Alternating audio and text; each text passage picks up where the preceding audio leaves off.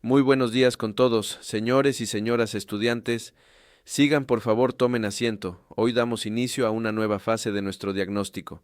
En la sesión anterior, cuando analizamos el contenido 2, nos dedicamos al mapeo de actores. Identificamos quién tiene el poder, quién tiene la influencia y quién controla los nodos de información.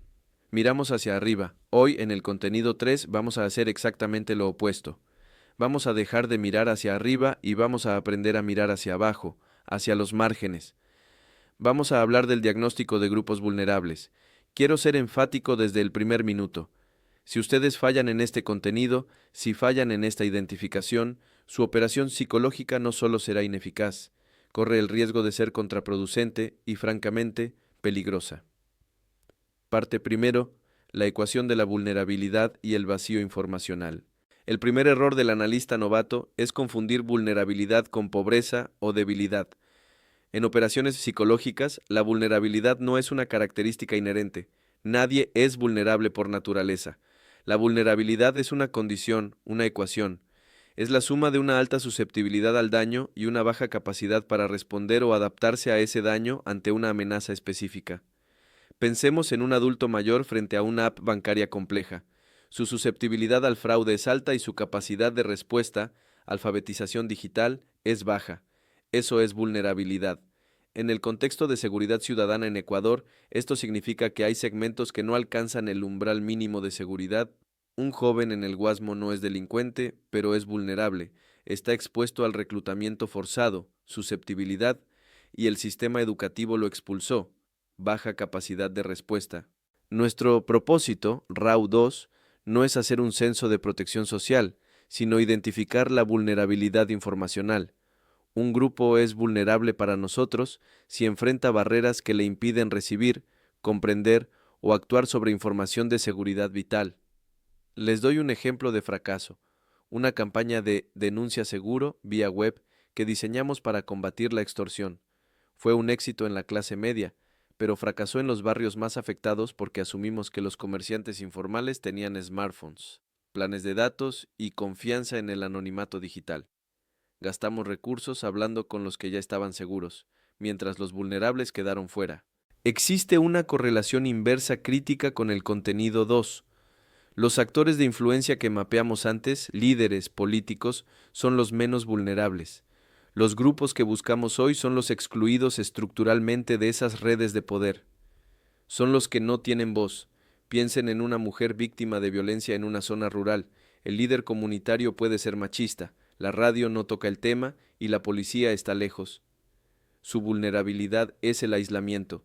Este diagnóstico no es caridad, es necesidad táctica. Nuestro enemigo, el Grupo de Delincuencia Organizada, GDO, es experto en identificar y explotar estas vulnerabilidades.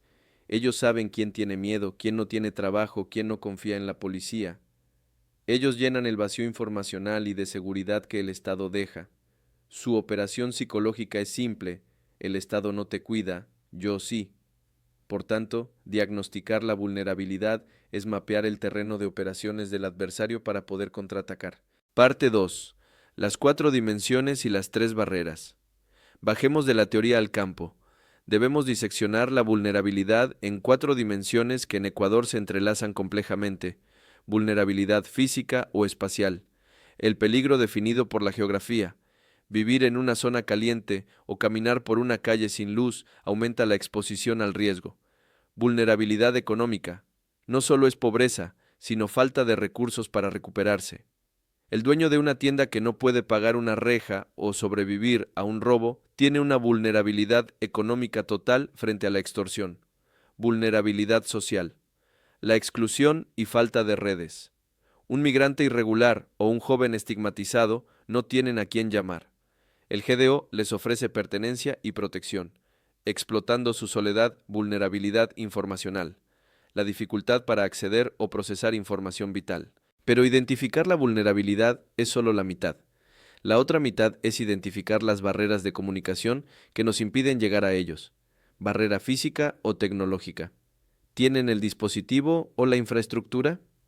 En crisis energéticas, una campaña digital es inútil para quien no tiene luz o saldo en el celular. Barrera cultural o lingüística. Más allá del idioma, quichua, shuar, La barrera más alta es la desconfianza institucional. Si la experiencia vivida es que la policía es corrupta o ineficaz, el mensaje "confía en nosotros" rebota. A veces, la fuente del mensaje, el Estado, es la misma barrera psicológica o cognitiva, el miedo y la sobrecarga. El miedo paraliza la acción, como en la vacuna. La sobrecarga de información, infodemia, en redes sociales confunde y bloquea al ciudadano, convirtiendo nuestro mensaje oficial en simple ruido. Pensemos en una madre adolescente en un barrio periférico de Esmeraldas. Vive en zona caliente, física, está estigmatizada, social, sin ingresos, económica. Y para llegar a ella enfrentamos barreras. No tiene datos, tecnológica, desconfía de la policía, cultural y está paralizada por el miedo, psicológica. Fracasar en ver esta intersección es diseñar mensajes para una persona que no existe. Parte 3. Metodología de campo y el diagnóstico participativo. ¿Cómo medimos esto en el terreno? No con intuiciones, sino con instrumentos. Usamos la tabla 3, checklist de indicadores, como guía de observación. Formación. ¿Existe analfabetismo funcional o digital? Autonomía. ¿Hay barreras físicas para adultos mayores o personas con discapacidad? Recursos. ¿Tienen acceso a electricidad e internet estable? Cultura. ¿Existe barrera de idioma o desconfianza institucional severa? Redes. ¿Están aislados de los chats de seguridad comunitarios?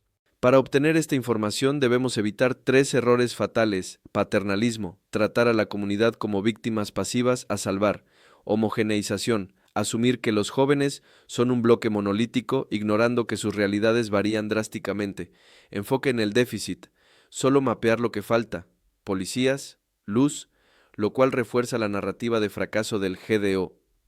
La metodología que corrige esto es el diagnóstico participativo comunitario, DPC. El DPC transforma a la comunidad de objeto de estudio a sujeto de investigación y, lo más importante, busca activamente activos y recursos comunitarios. En el terreno no solo preguntamos por los problemas, preguntamos ¿en quién confían? Quizás doña María de la tienda. ¿Dónde se sienten seguros? La cancha de vóley el domingo. ¿Cómo se informan? El pastor de la iglesia. Esos son nuestros activos, nodos de influencia legítimos, espacios seguros y canales validados. Nuestra estrategia de operaciones psicológicas debe ser potenciar esos activos. Nuestro mensaje debe fluir por esos canales y proteger esos espacios. Si solo ven problemas, ustedes son parte del problema. Si encuentran activos, pueden empezar a ser parte de la solución. Con esto cerramos el contenido 3. El diagnóstico de vulnerabilidad no es un censo de víctimas. Es un mapa táctico para construir resiliencia sobre lo que ya funciona en la comunidad. Recuerden completar sus actividades en el aula virtual. Pasen bien, señores estudiantes, nos vemos en la próxima clase. Bien, para dar por terminada la sesión del día de hoy, les quiero recordar que deben revisar todas las actividades que se encuentran cargadas en el aula virtual y deberán realizarlas en el tiempo establecido. No se olviden que uno de los requisitos para aprobar el curso es que deben tener todas las actividades completas. Una vez más, quiero indicarles que pueden realizar sus preguntas en el grupo de WhatsApp de la asignatura. Allí los asistentes de cátedra les ayudarán respondiendo sus preguntas. Además de eso, también tienen disponible un foro de dudas dentro del aula virtual, donde podrán dejar sus inquietudes para ser resueltas. Pasen bien, señores estudiantes, y nos vemos en la próxima clase.